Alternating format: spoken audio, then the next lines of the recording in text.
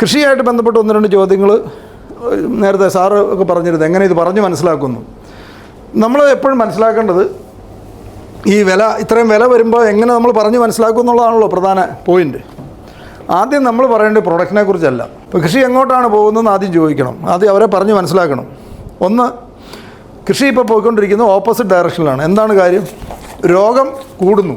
അവരോട് ചോദിക്കുക, രോഗം കൂടുവാണോ കുറയുവാണോ എന്ന് ചോദിക്കുക. കൃഷിയിൽ രോഗം കൂടുവാണ്.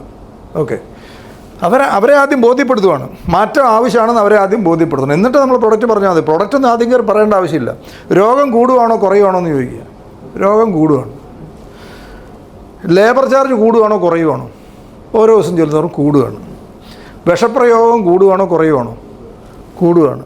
കോസ്റ്റ് ഓഫ് പ്രൊഡക്ഷൻ കൂടുവാണോ കുറയുവാണോ? കൂടുകയാണ്. ക്വാളിറ്റി കുറയുവാണോ കൂടുവാണോ? കുറയുകയാണ്. ഇതിനകത്ത് ഏതെങ്കിലും ഒരെണ്ണം പോസിറ്റീവ് ഉണ്ടോ?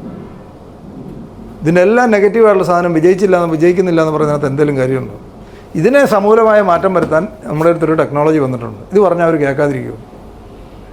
ഇത് മാറാതെ നമ്മൾ രക്ഷപ്പെടുകയല്ല, ഈ പണി ചെയ്തുകൊണ്ടിരുന്നിട്ട് കാര്യമില്ല എന്നാണ് ഒരാളോട് പറഞ്ഞു കൊടുക്കേണ്ടത്. ഇത് കഴിഞ്ഞിട്ട് ഇതിന് സൊല്യൂഷൻ നമ്മുടെ കയ്യിലുണ്ട്, ഇതിന് പറ്റുന്നൊരു പരിപാടി നമ്മൾ ബന്ധപ്പെട്ടിട്ടുണ്ട്.